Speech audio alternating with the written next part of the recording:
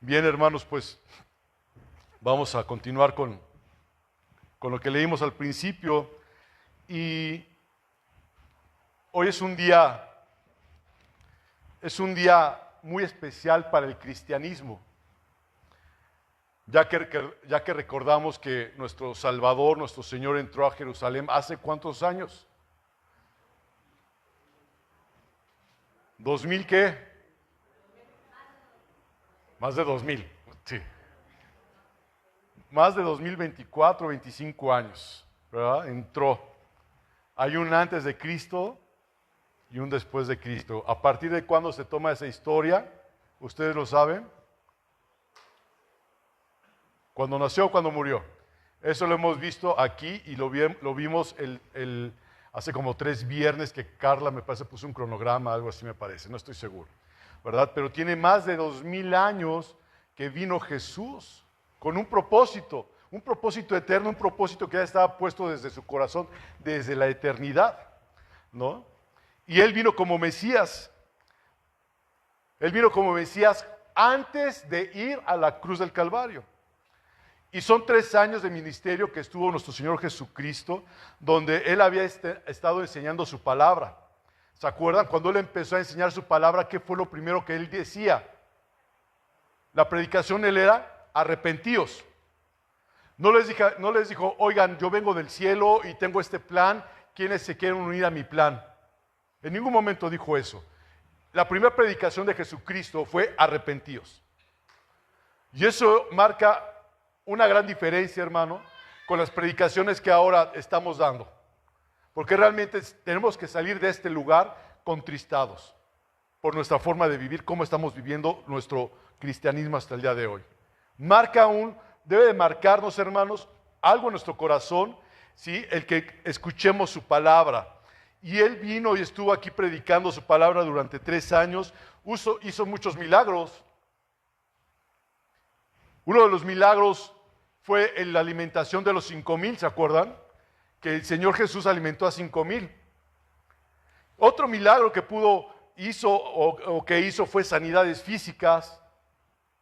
Había un hombre que estaba en el estanque, ¿se acuerdan? Que estaba en un estanque y tenía ahí, dice la palabra del Señor, si bien recuerdo, tenía 38 años ahí. Ahí esperando a que alguien lo ayudara a meterse al estanque cuando se movía. Y se movía a través de un ángel que bajaba y tocaba. ¿Sí se acuerdan esa lección, esa parte de la Escritura?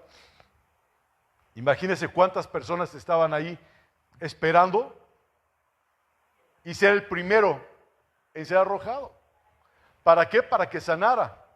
Y les voy a decir algo de esa porción de la Escritura. Esa porción de la Escritura marca para nuestras vidas algo bien especial. Jesucristo no sanó a todos. ¿Sí se dan cuenta? Porque había mucha gente ahí. Y le preguntó, ¿quieres ser sano? Sí, pero no hay nadie que me lleve y me aviente, me eche al estanque. Y dice la palabra del Señor que Él se acercó con él y dijo, ¿quieres ser sano? Sí, y lo sanó. Nada más a Él. Nada más a Él. No dice la palabra del Señor que haya sanado a más personas los que estaban ahí en espera.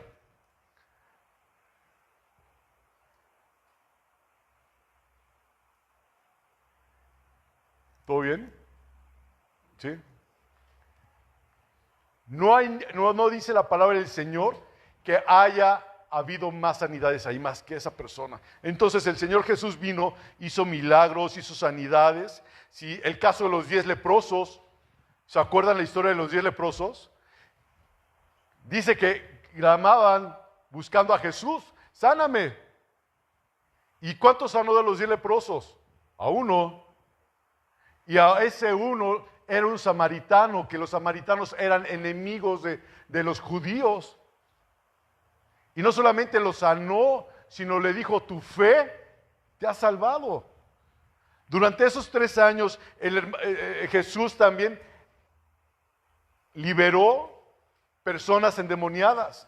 ¿Se acuerdan al endemoniado de Gadareno? ¿Sí?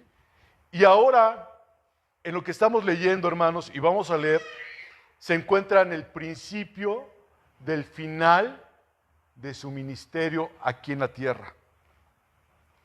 Y este día, hermanos, mucha gente en muchas iglesias están celebrando la entrada triunfal a Jerusalén. El día donde el Rey de Reyes y Señor de Señores, donde el Creador del universo morirá o va a morir, moriría y daría su vida por un pueblo corrupto, por un pueblo pecador, para que a través de su muerte, a través de su resurrección, salvación, tengamos vida eterna. El Hijo de Dios, hermano, vino a sustituir, Jesucristo vino a sustituir los sacrificios que se hacían anualmente para cubrir los pecados del pueblo. Ahora, Jesús tomará el lugar del Cordero de Dios que quita el pecado del mundo. Lo dijo Juan el Bautista. Lo presentó y le dijo, he aquí el Cordero de Dios que quita, que borra, que elimina el pecado del mundo, el pecado de nosotros. Antes los sacrificios solamente eran para cubrir, ahora es para quitar. Por eso dice, he aquí el Cordero de Dios que vino, ¿a qué? A quitar el pecado del mundo. Eso usted lo puede buscar en su casa o apuntarlo, viene en el Evangelio de San Juan, capítulo 1, versículo 9. En el Antiguo Testamento, hermano, se ofrecían corderos sin defecto, como sacrificios por el pecado, y usted lo puede estudiar en Éxodo capítulo 12, en Levítico capítulo 4, y la sangre de cordero era vista como una forma de cubrir el pecado.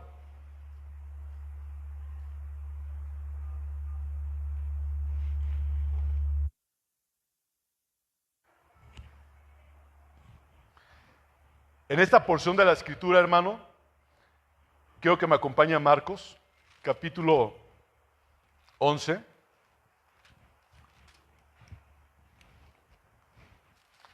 Versículo 1.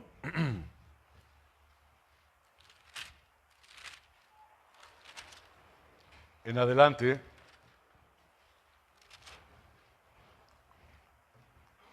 Voy a leerlo.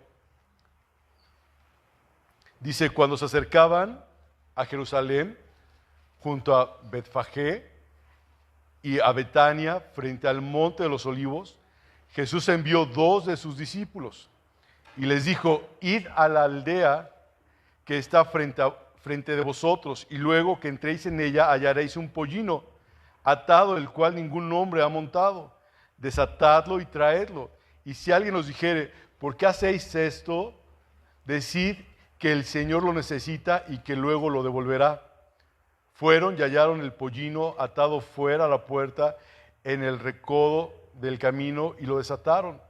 Y uno de los que estaban allí les dijeron, ¿qué hacéis desatando el pollino? Ellos entonces le dijeron, como Jesús había mandado, y los dejaron. Y trajeron el pollino a Jesús y echaron sobre él sus mantos y se sentó sobre él. También muchos tendían sus mantos por el camino y otros cortaban ramas de los árboles y los tendían en el camino. Y los que iban delante y los que venían detrás daban voces diciendo, Hosana, bendito el que viene en el nombre del Señor, bendito el reino de nuestro padre David que viene, Hosana en las alturas. Y entró Jesús en Jerusalén y en el templo, y habiendo mirado alrededor todas las cosas, como ya anochecía, se fue a Betania con los 12. Esta porción de la Escritura, hermanos, nos dice claramente, y es algo que hemos aprendido y conocemos, que Jesús no entró montado en un caballo. No, Jesús no entró montado en un caballo como si fuera rey. Él entró montado en un pollino que jamás había sido montado como un rey de paz. Porque aún así en el Antiguo Testamento vemos pasajes que así entraban. El rey con paz entraba montado sobre un pollino, ¿no? Y esto, hermano, me recuerda a la profecía de Zacarías, capítulo 9, versículo 9, si lo quiere buscar. Vamos a ver algunas citas. Zacarías 9, versículo 9, dice, alégrate mucho, hija de Sión, da voces de júbilo, hija de Jerusalén. He aquí tu rey vendrá a ti, justo y salvador, humilde, cabalgando sobre un asno, sobre un pollino, hijo de asna. La profecía de Zacarías, ¿qué estaba pasando en este momento? Se estaba cumpliendo. El pasaje de la entrada triunfal a Jerusalén, hermanos, se repite en los 4 evangelios. Es uno de los pocos pasajes que se repite en Mateo, en Marcos, en Lucas y en Juan. La importancia que tiene, suma importancia. Ahora, quiero que me acompañen a Mateo 24.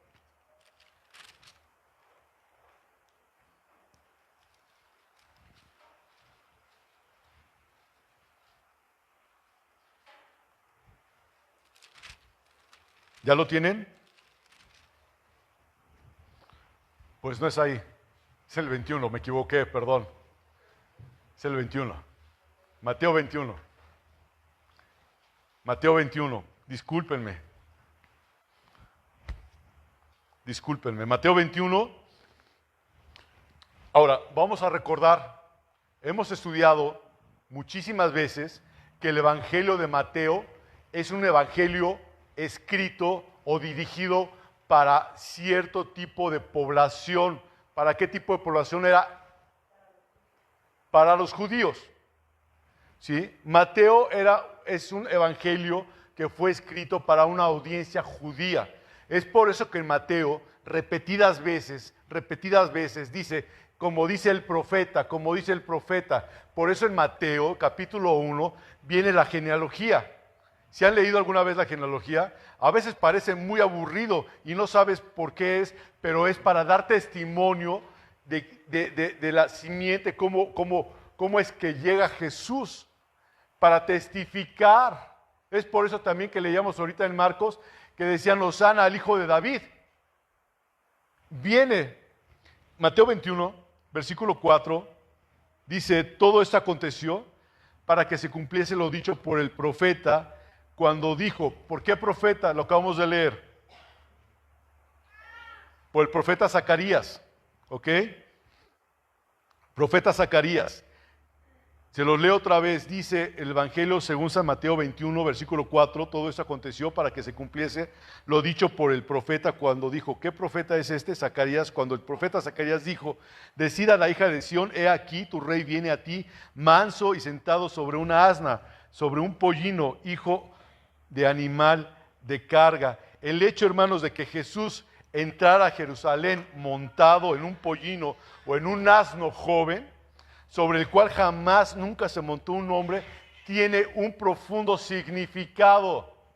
Esto tiene un significado tanto judío como cristiano. En la cultura judía, hermanos, un animal que nunca se había montado, que jamás había usado por el hombre, era porque era un animal consagrado con un propósito.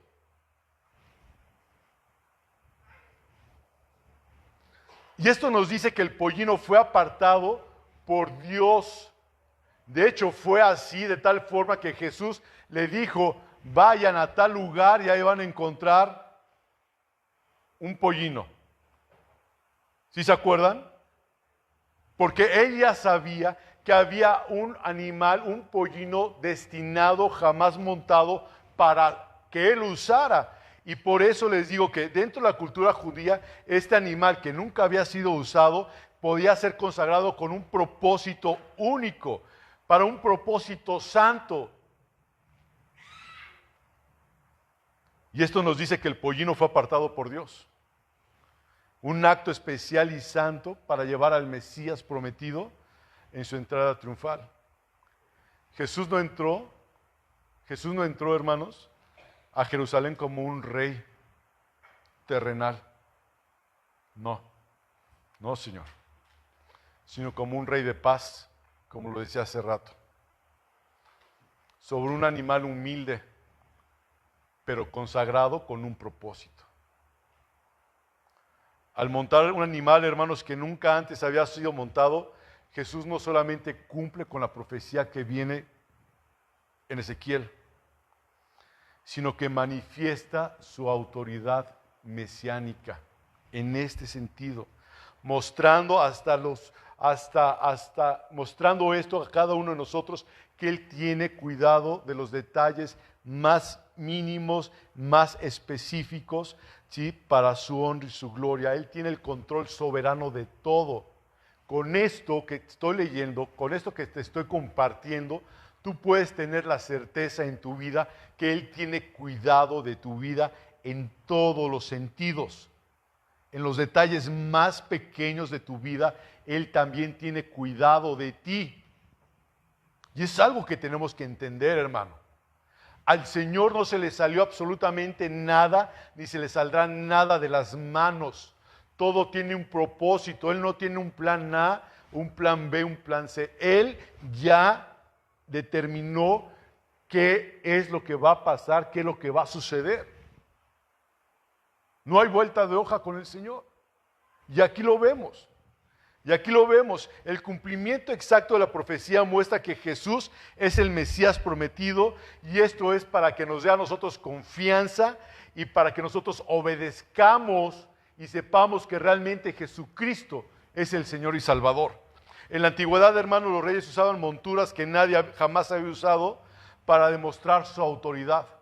Y aquí Él está demostrando, en ese pollino cuando se subió, está demostrando autoridad. Nadie más, absolutamente nadie más había ocupado su lugar, el lugar de Jesús, porque solo el Rey de Reyes tiene derecho de usarlo. Solamente Jesús.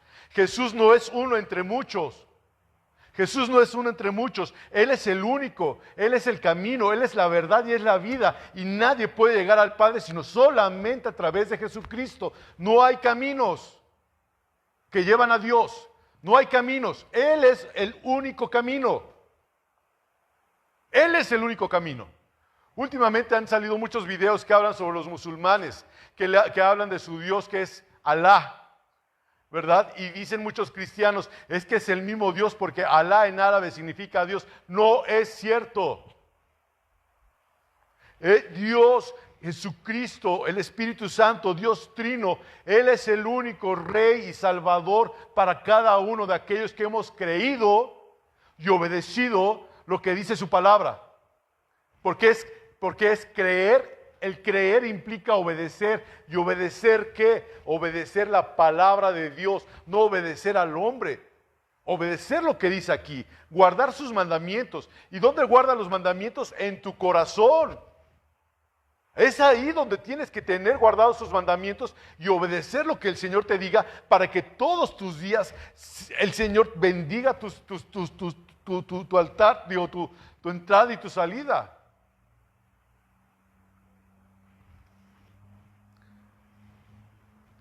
Jesús estaba rodeado de sus discípulos y una multitud se levantaba, como acabamos de ver, con una voz, sin entender realmente lo que estaba por suceder en esos días. Y es importante notar que en los 4 evangelios se narra este importante evento. Ahora, quiero que me acompañen a Juan. Vamos a Juan capítulo 12, por favor.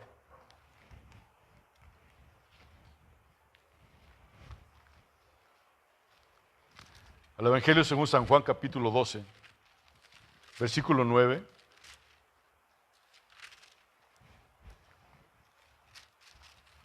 Dice la palabra del Señor: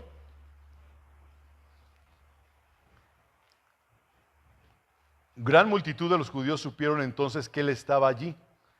Vinieron no solamente por causa de Jesús, sino también para ver a Lázaro. ¿Se acuerdan que Jesús días antes había hecho un milagro de la resurrección de Lázaro? Jesús había esperado 4 días para Él ir donde estaba sepultado Lázaro y resucitarlo. Recuerden que hay una tradición, entre comillas, judía, que decía, ¿sí?, que cuando la persona moría pensaba esa tradición que todavía el alma de la persona ahí se quedaba. Y por eso es que Jesús esperó 4 días para que vieran que realmente Él había resucitado a Lázaro. Y la gente vio, había una multitud y se expandió como pólvora el milagro tan precioso que hizo Jesucristo de haber resucitado de entre los muertos a Lázaro. La misma gente, las mismas hermanas de Lázaro le decían: Jesús, pero ya huele mal, ya huele mal. Ya sabían todos que estaba bien muerto Lázaro. Y sin embargo había gente que había ido a visitar a las hermanas de Lázaro, a Marta y a María. Ya ahí estaban, y cuando van a la tumba y el Señor le dice, Lázaro, y va saliendo Lázaro, la gente se maravilló. La gente se maravilló. Y ya era el tiempo, ¿por qué mencionó más a Lázaro aquí, hermanos? Porque ya era el tiempo de la Pascua. Estaba llegando mucha gente a reunirse para estar para las fiestas de la Pascua. Y según el relato del Evangelio de Juan, hermanos, nos dice que la gente que estaba en Jerusalén salió para recibir al Señor. Versículo 12 y versículo 13. Dice, al siguiente día grandes multitudes que habían venido a la fiesta al oír que Jesús venía a Jerusalén, tomaron ramas de palmera y salieron a recibirle y clamaban, Hosana, bendito el que viene en el nombre del Señor, el Rey de Israel. Es lo que decía la gente. Era un evento divino, hermano, ya que el Hijo de Dios, el Mesías, había llegado en un pollino para que se cumpliese lo que había dicho la palabra del Señor. Pero noten lo terrible de esto, hermano. Noten lo terrible de todo esto. Voy a leer otra vez, versículo 12, capítulo 12 de San Juan en adelante. Dice, el siguiente día, grandes multitudes habían venido a la fiesta. Al oír que Jesús venía a Jerusalén, ¿qué hicieron? Esa multitud, había muchísima gente, ¿sí? que había ido a la fiesta, y cuando escucharon que Jesús iba a estar ahí, ¿ustedes no creen que tenían curiosidad por saber quién había resucitado a Lázaro? ¿Quién es ese hombre? Se rumora, se dice que hay un hombre que sana a los enfermos, que reprenda a los demonios. Se rumora que hay un hombre que le dio de comer a 5,000, que sacó un par de peces y unos panecillos de unos canastos y le dio de comer a 5,000 hombres, sin contar mujeres ni niños. Y ahora está haciendo este milagro. A lo mejor es el rey que nosotros necesitamos, porque acuérdense que el pueblo judío estaba viviendo bajo la opresión de ¿quiénes? De los romanos. Y ya no querían ellos estar debajo de la cautividad o debajo de la opresión de los romanos. Y estaban buscando un libertador. Y es por eso que en el otro evangelio dice, Hosana, ¿a quién? Al hijo de David, porque sabían que iba a venir. Pero ellos estaban pensando que iba a venir ese libertador, ese rey, a sacarlos o quitarlos de la opresión. Dice, versículo 13, tomaron ramas de palmera, salieron a recibirle y clamaban, Hosana, bendito el que viene en el nombre del Señor, Rey de Israel. Y halló Jesús un asnillo y montó sobre él, como estaba escrito, no temas, hija de Sión, he aquí tu rey viene, montado sobre un pollino. Estas cosas, dice, no las entendieron sus discípulos al principio. Pero cuando Jesús fue glorificado, se acordaron de todas estas cosas que estaban escritas acerca de él y de que se les habían hecho. Y daba testimonio la gente que estaba con él cuando llamó Lázaro al sepulcro. La gente decía, la gente hablaba que había sucedido un milagro, que había sucedido algo tremendo con Lázaro, que lo resucitó de los muertos. Dice, por lo cual también había venido la gente a recibirle, porque había oído que él había hecho esa señal. Pero los fariseos dijeron entre sí, ¿ya veis que no conseguéis nada? Mirad, el mundo se va tras él. A pesar de los milagros, a pesar de que la gente sabía quién era Jesús, seguían ahí hablando, diciendo, miren, no puede ser. Jesús en repetidas veces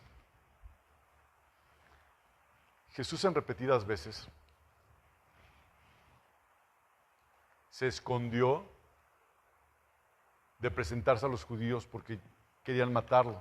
¿Sí recuerdan eso? ¿Por qué? Porque aún no llegaba su tiempo. Cuando vemos esta situación y recorremos los 4 evangelios, Mateo, Marcos, Lucas y Juan, vemos cómo los fariseos hablaban de él. Vemos cómo la gente gritaba Hosana. ¿Alguien recuerda qué significa Hosana? ¿Qué? Sálvame, sálvame. La gente gritaba, sálvanos, sálvame, sálvanos ya. Quita esta opresión que tenemos, ya estamos cansados. Y ponían las palmas, y ponían su ropa. Y quiero ahora, hermano, que me acompañe, por favor, a Lucas. Y vamos a profundizar un poquito.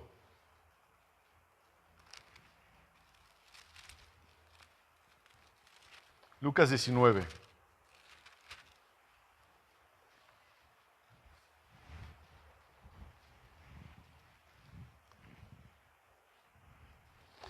Hosana, sálvanos, te ruego. Dice versículo 28. Dicho esto, iba adelante subiendo a Jerusalén. Y aconteció que llegando cerca de Betfagé, si se dan cuenta, esta narración o esta historia también es mencionado dónde estaba Jesús. Es la segunda vez que lo leemos ahorita, o la tercera, cuando iniciamos el servicio. Betfagé. ¿Saben qué significa Betfagé? Betfagé significa casa de higos verdes. ¿Cuándo se come un higo? ¿De qué color tiene que estar el higo para comerlo y que esté rico? Moradito o negrito, ¿verdad? Yo lo veo negrito, ¿verdad? Sin ser despreciativo a mí mismo. Lo veo negrito. Y ahí es cuando lo agarras y te lo comes y está sabroso, ¿no? Cuando está maduro. Y aquí dice que aconteció que llegando a la casa de higos verdes, a la casa de inmadurez, ¿sí? Y Betania, ¿se acuerdan qué significa Betania? ¿Casa de qué? Casa de frutos, ¿no? Dice, al monte que se llama Los Olivos, envió 2 de sus discípulos. Y les dijo, id a la aldea de enfrente, y al entrar en ella hallaréis un pollino atado, el cual ningún hombre ha montado jamás. Desatadlo y traerlo. Nuevamente vemos esta historia, y yo quiero decirte, hermano, no que te aprendas la historia, sino qué es lo que significa esto para tu vida. Dios conoce absolutamente, y te lo vuelvo a repetir, absolutamente todo de tu vida. Todos los detalles de tu vida los conoce, absolutamente todo. Porque podemos escondernos, podemos fingir, pero Dios conoce cuál es nuestra verdadera vida delante de Él, cuál es nuestro cristianismo y cómo estamos viviendo. Él conoce lo más íntimo de nosotros. Escuchaba yo en estos días a un predicador que decía que cuando el día que nos presentemos delante del Señor, nos tenemos que presentar de tal forma que hasta cuando, ahora sí, que cuando pasen la película de nosotros no nos dé vergüenza nuestra intimidad delante de los demás. ¿Sí me explico? ¿Qué haces en lo íntimo? ¿Qué haces en lo íntimo? ¿Qué haces en lo privado? ¿Qué haces cuando nadie te ve? Dios conoce absolutamente todo y Él sabía y estaba anticipando el evento, hermanos, ¿sí? Que Él sería el primero en montar ese pollino. Y dice versículo 31, y si alguien os preguntare, ¿por qué lo desatáis? Él ya sabía que iban a preguntar. Dice, porque el Señor lo necesita. Así como está, no pierda aquí Lucas 19, y regresemos a Mateo 21.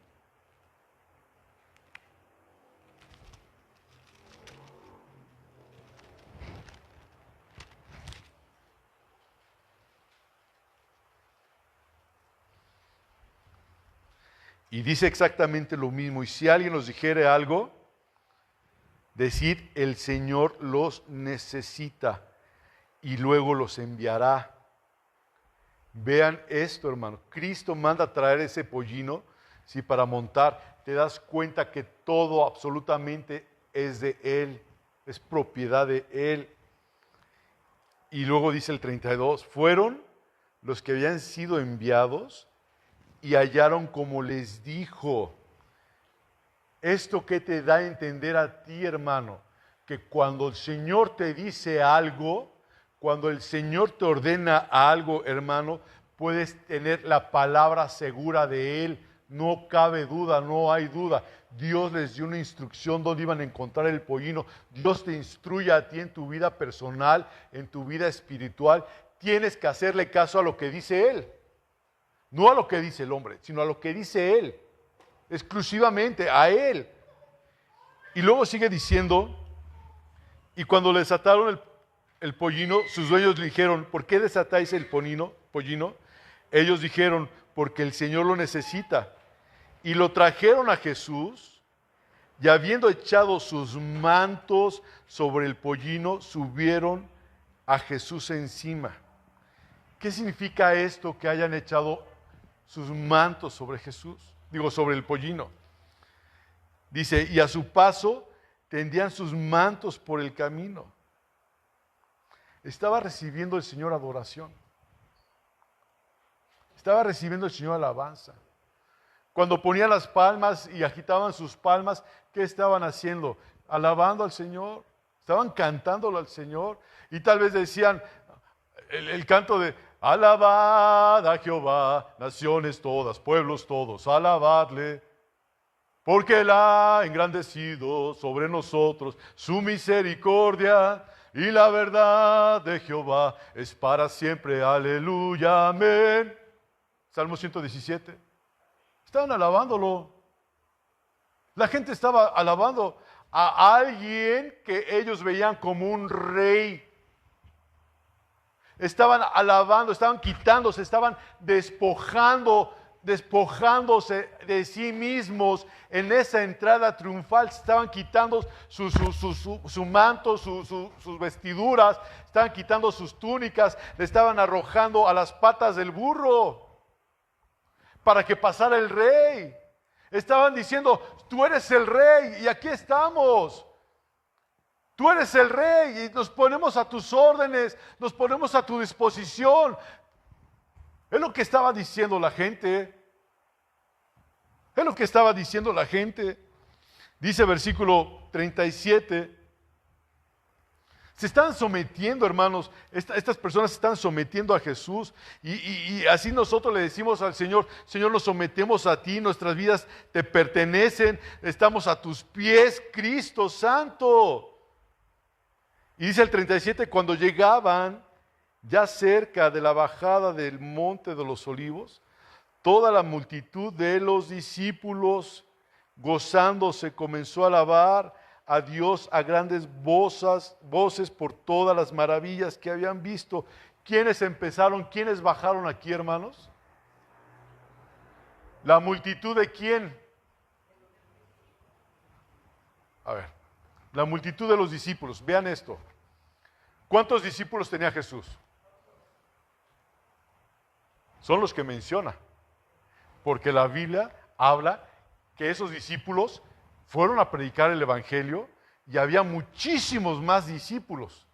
Pero la Biblia te hace mención de 12. Había una multitud de discípulos. Había una multitud de discípulos, dice aquí la palabra del Señor. Y luego dice,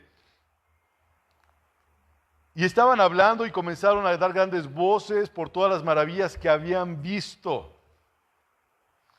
Desde su nacimiento, hermanos, versículo 38, dice, bendito el Rey. ¿Se acuerdan cuando esa noche se le aparecieron los ángeles en el cielo? ¿Qué cantaban? ¿Se acuerdan qué cantaban cuando nació Jesús? Gloria a Dios en las alturas y en la paz, digo, y en la tierra, paz y buena voluntad. Y vean lo que está sucediendo aquí. Dice, bendito el Rey que viene en el nombre del Señor, paz en el cielo y gloria en las alturas. Había aquí, ellos sabían quién era ese Jesucristo. Y dentro de esos mismos discípulos había gente metida que tal vez no eran discípulos, que eran nada más gente que quería ver, que quería estar de metiche o estaba ahí curioseando, esa es la palabra, gracias, curioseando nada más. Había muchísima gente. Leí un libro, hermanos, hace un par de días, un autor que decía que aproximadamente había 2 millones de personas en esa ocasión. Por la cantidad de personas que bajaban para las fiestas. Venían de muchos pueblos, de muchas aldeas. Y había 2 millones aproximadamente, eso no lo dice la Biblia, pero para que vean la cantidad, o se imagina usted la multitud de gente que había ido para ver a Jesús, porque tenían curiosidad. ¿Cuántos curiosos hay en la iglesia? ¿Cuántos van a una iglesia por curiosidad? Ven, te invito. Y es que va a haber una campaña de sanidad. Y la gente, ¿por qué creen que va? Por morbo, por curiosidad, porque quieren sanar, por muchos motivos. Y aquí dice, entonces algunos de los fariseos entre la multitud dijeron, Maestro, reprende a tus discípulos. Le dijeron los fariseos, cállalos, cállalos. ¿Y saben por qué les dijo que los callara? Porque para ellos estaban blasfemando.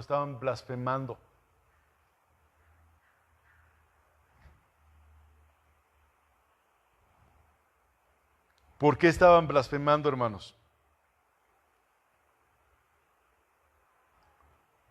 Porque decían que era el rey, porque era el Mesías, y ellos no lo veían de esa forma. Decían, cállalos, cállalos. Y eso me lleva a recordar lo que dice Isaías capítulo 1, versículo 3. Dice, el buey conoce a su dueño, y el asno el pesebre de su señor. Israel no entiende. Mi pueblo no tiene conocimiento.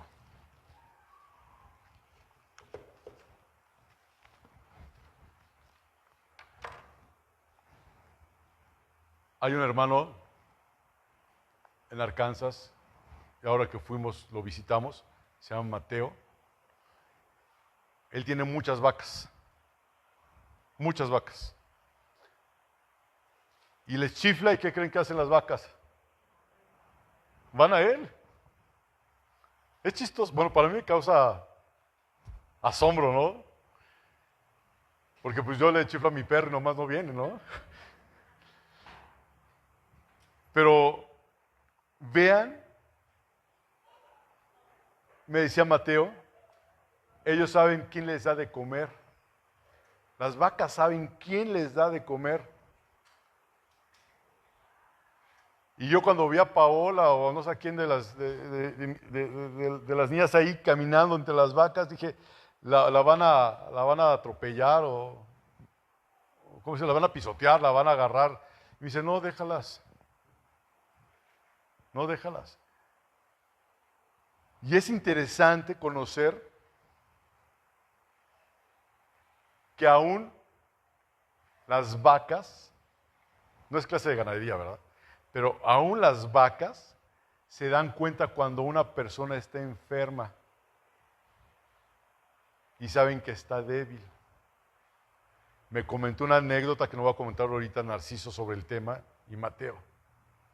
Las vacas, si ven una vaca enferma, la matan. Yo no sabía, yo creo que ustedes a lo mejor sí sabían, ¿no? Pero es lo que hacen. Y me causó cierto sentido lo que dice aquí: el buey conoce a su dueño.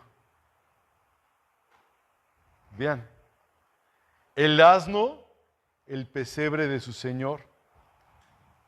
Israel, ¿qué dice? No entiende. Nosotros que tenemos la capacidad, el raciocinio, la revelación de Dios para saber quién es Dios, no entendemos. Somos necios, necios. Mi pueblo no tiene conocimiento. Mi pueblo no tiene conocimiento. Y aquí en Lucas están diciendo: reprende a tus discípulos, repréndelos. Ni ellos, siendo estudiosos de la Biblia, sabían quién era Jesucristo.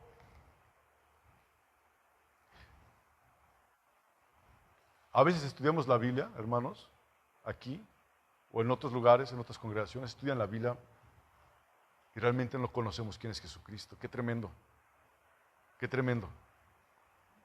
Porque a lo mejor lo conocemos nada más de oídas, lo conocemos nada más por letra, lo conocemos nada más por historias. Pero una cosa es conocerlo y otra cosa es vivirlo, hermano. Y tenemos que vivir a Jesucristo. Hay mucha gente que conoce muchas historias de la Biblia.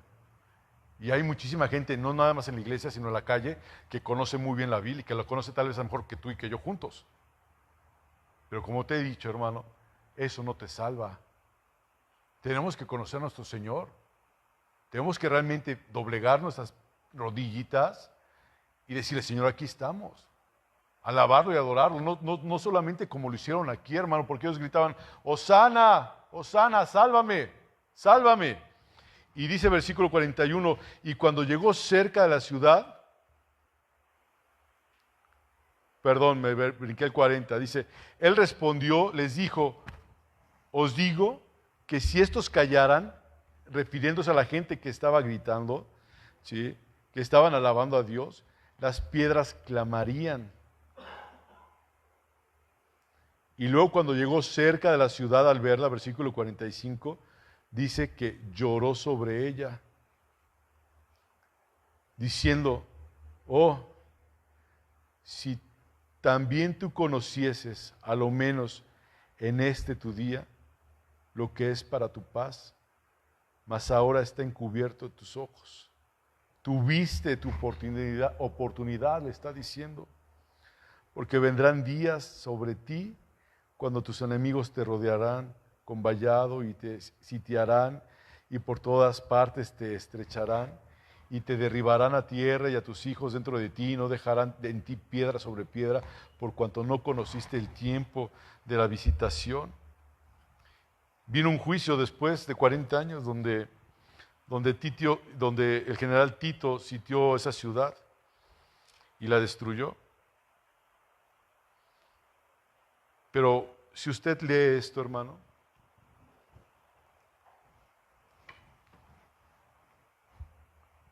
si usted lee esto, Evangelio de Lucas, Juan, Mateo y Marcos,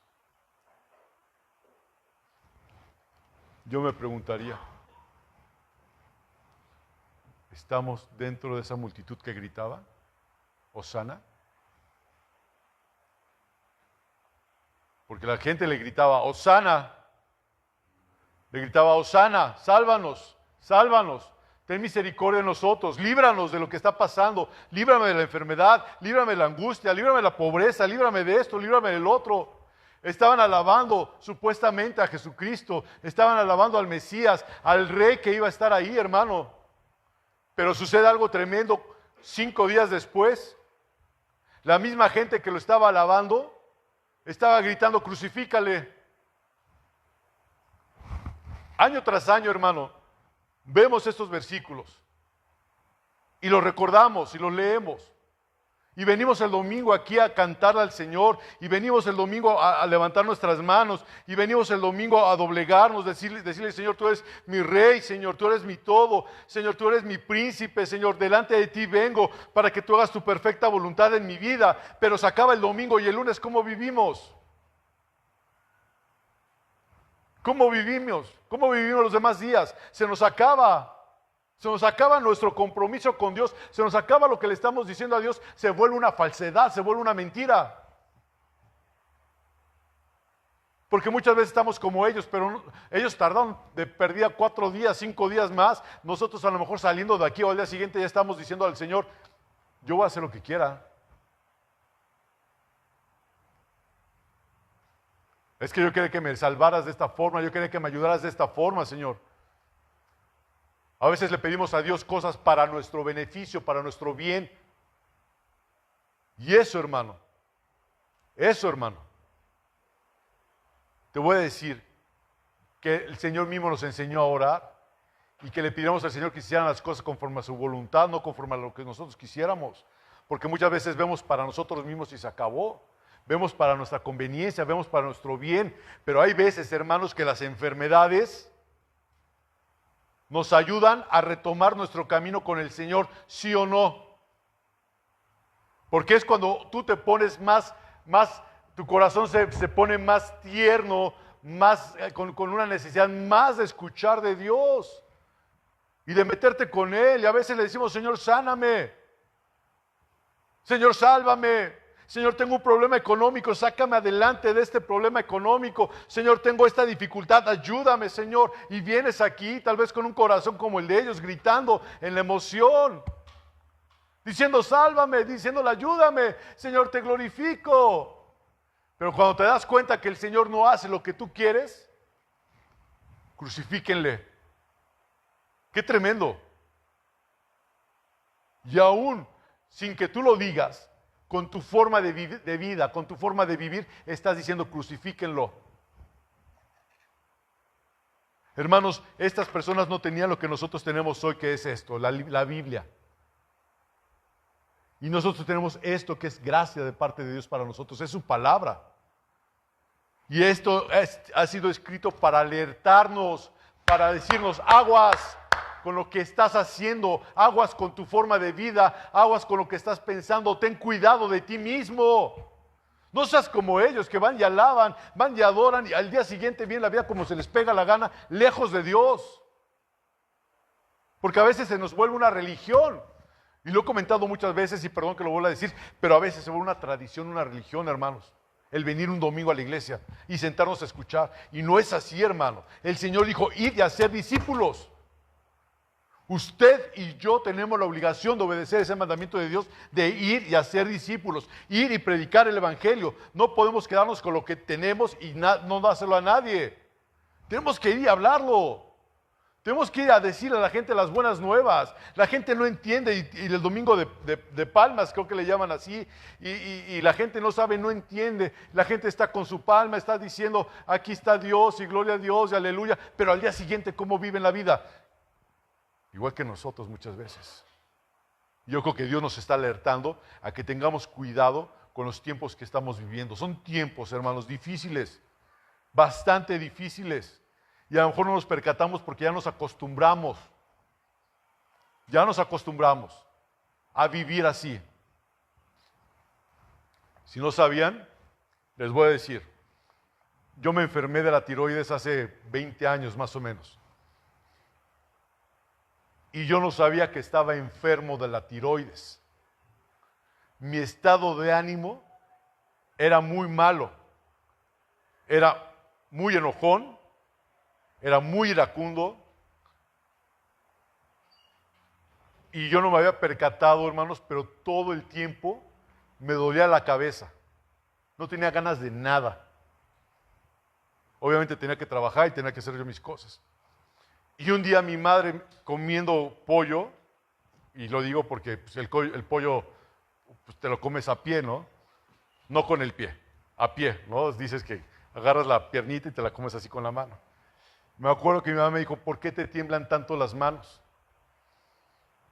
Y me temblaban las manos. Y dije, no sé, pues yo creo que el estrés que tengo por el trabajo, etcétera, etcétera. Y me dijo, ve a ver al doctor. Digo, estoy bien. Y luego me pregunta el doctor, me dice el doctor, ¿qué tienes? Digo, pues tengo esto, me siento mal físicamente. y me dice, bueno, yo creo que es por el estrés y el humor tan malo que tenía. Le dije, ¿y ya es todo? ¿No me va a mandar a hacer análisis o algo? ¿O qué tipo de doctor es usted? Algo así, o sea, estaba yo mal. Y luego con la voz de bocina descompuesta que me cargo peor tantito, ¿no? Y ya me mandó a hacer análisis el doctor. Y sí, tenía yo hipertiroidismo.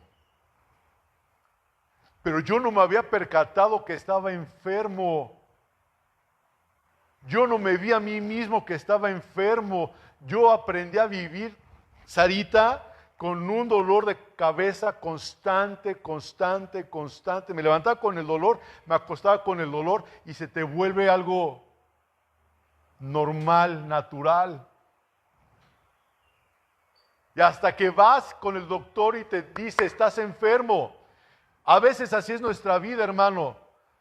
Venimos a la iglesia y no nos damos cuenta de que estamos enfermos espiritualmente.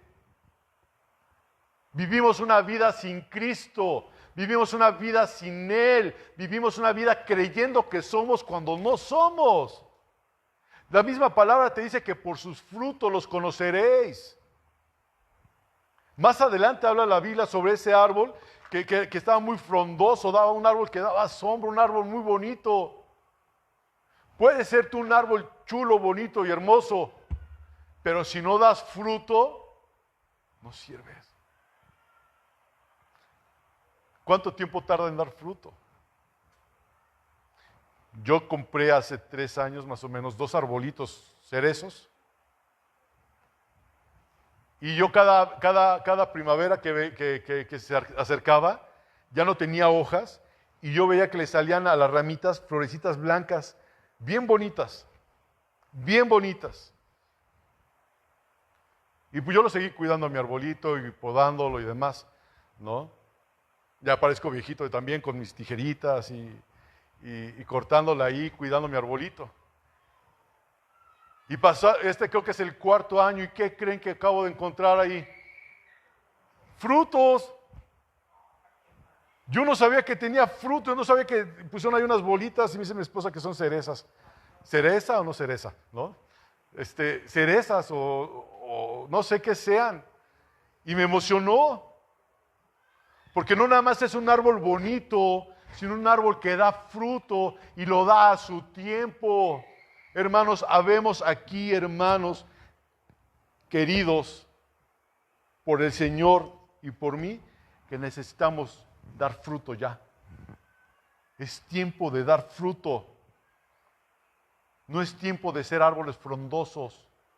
La gente que estaba haciendo aquí, hermanos, diciendo, clamando al Señor, y al otro día viviendo la vida como se les pegó la gana. Un día gritan, Hosana, gloria a Dios en las alturas, y sálvanos, Señor, y ven, Jesús, sí, te anhelamos, Señor, en nuestra vida, y sé el rey de mi vida, sé el rey de mi corazón, y al día siguiente, crucifíquenlo, no me interesas, porque no haces lo que yo te digo. Vivimos una anarquía espiritual, una democracia, cuando debemos de vivir una teocracia, una dependencia absoluta del Señor.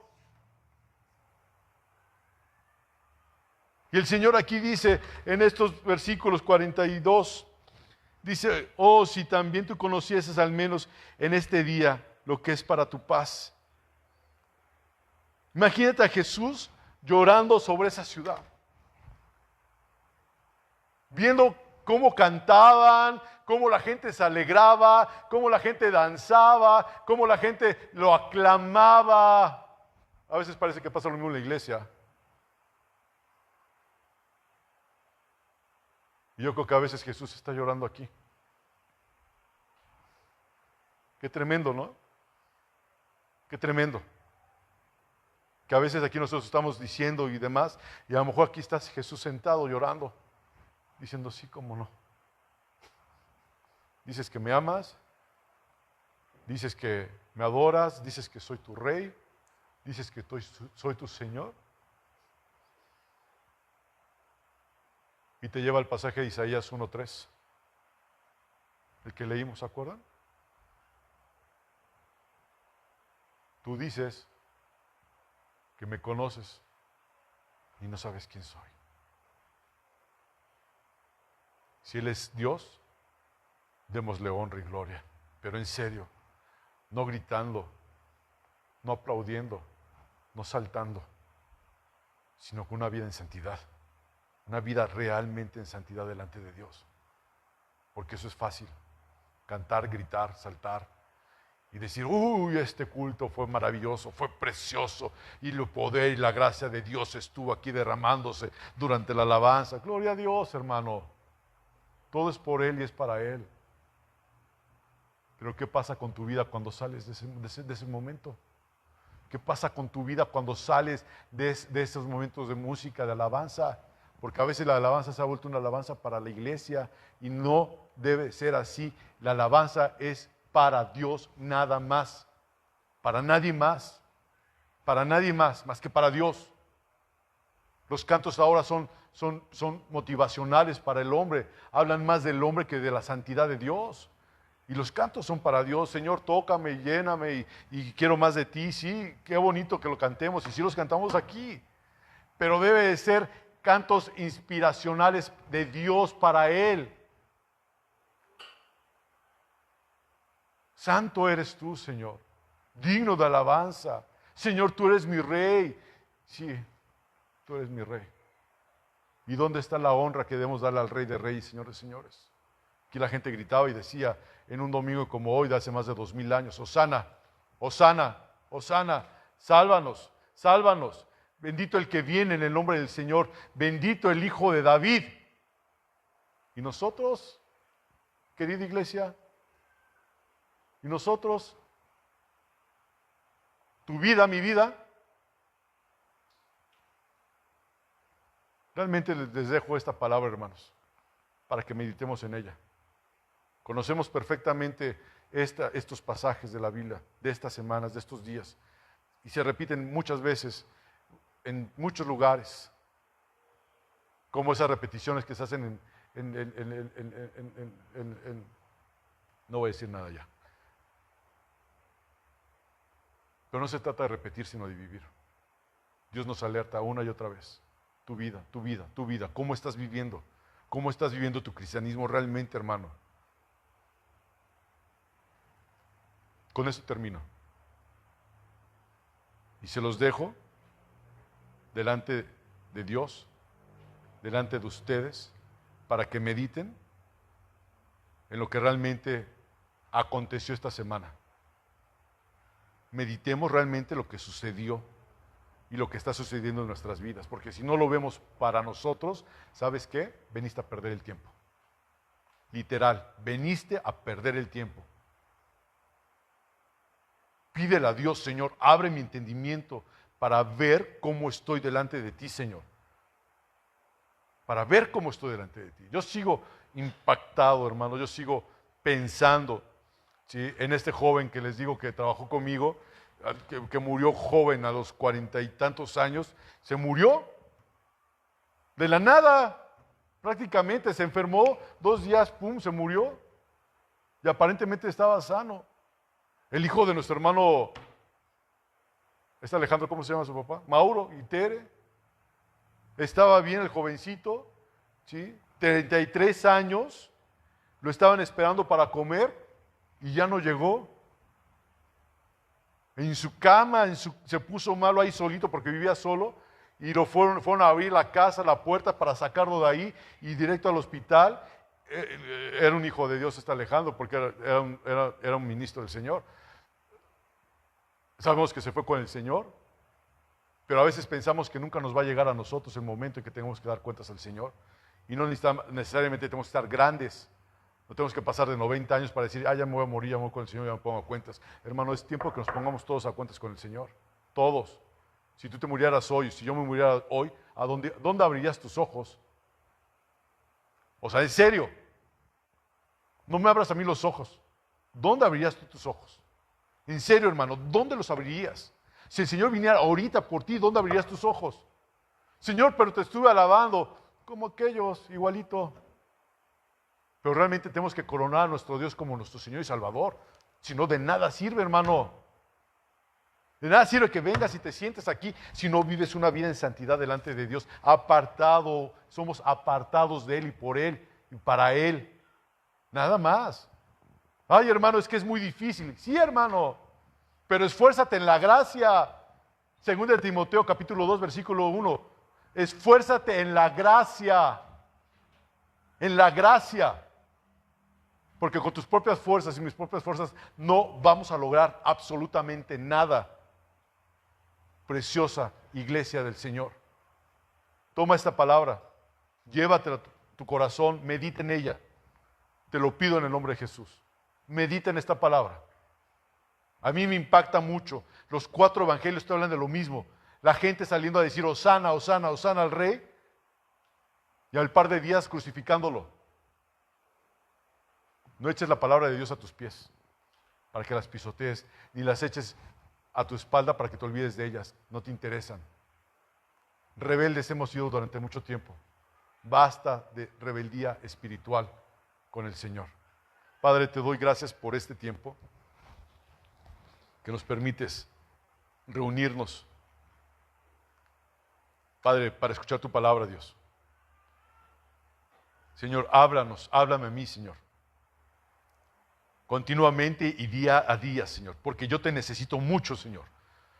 Y sabes cuánto te necesito, y te lo digo, Señor, continuamente, te necesito, Señor. Te necesito, Señor, te necesito, Señor.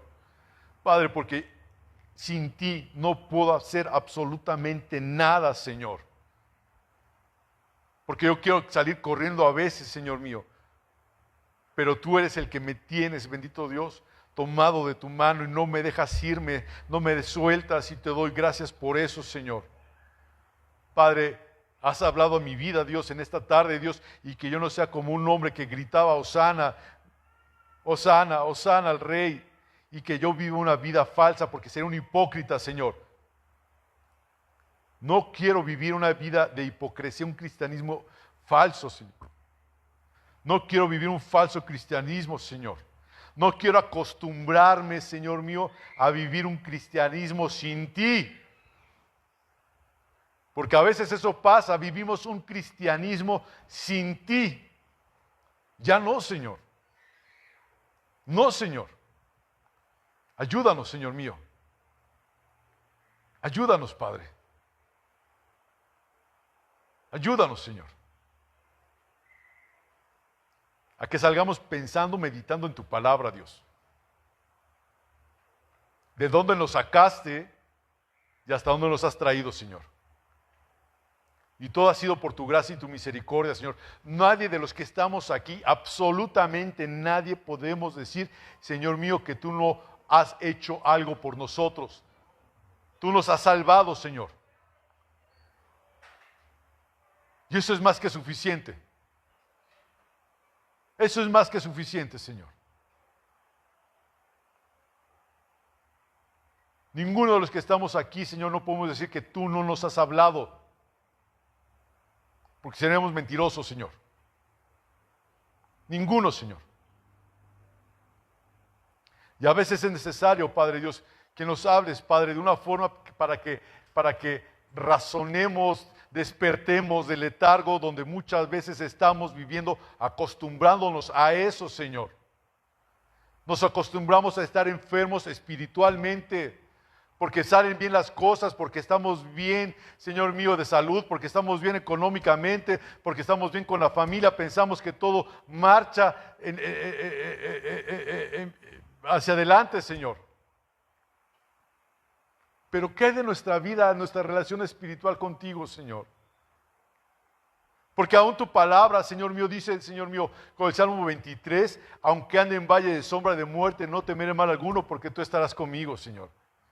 Padre, aún tu palabra dice, Señor, que cuando Daniel, Señor mío, Padre Dios, Señor, fue lanzado, fue enviado, Señor, a la fosa de los leones, Señor mío, tú no dice tu palabra que evitaste que fuera a ese lugar, sino fue a ese lugar con un propósito, el que él conociera que tú estabas con él, Señor.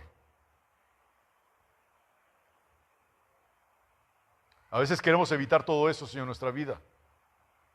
Pero es necesario que recordemos, Señor, que tú estás con nosotros y por nosotros. Y aunque pasemos, Padre Dios, Padre, por fuego, Señor mío, aunque pasemos, Padre, por muchas aguas, Señor mío, que sintamos que nos ahogamos, sabemos que tú estás con nosotros, Señor. Pero a veces queremos vivir una paz en esta tierra donde no habrá paz, Señor. La única paz que podemos hallar es en ti, Jesucristo. Abre nuestros ojos espirituales, Señor. Y entra triunfalmente a la vida de cada uno de nosotros, Señor. Entra triunfalmente, Señor. Y que nosotros podamos decir, Señor mío, sí, Señor Jesús. Amén a tu palabra, bendito Padre Celestial. Amén a tu palabra. Porque eres tú, Señor, en nosotros. Nosotros somos ese pollino. Nosotros somos ese burrito, Señor mío. Donde tú te sientas encima de nosotros, Señor. Y tú eres el que nos lleva, y tú eres el que nos dirige, Señor. Nosotros nos doblegamos a ti, Señor, y queremos ser usados por ti para tu honra y tu gloria. En el nombre de Jesucristo vamos a salir de este lugar. Ve con cada uno de nosotros, acompáñanos, Señor. Guarda nuestra salida y nuestra entrada desde ahora y para siempre, Señor.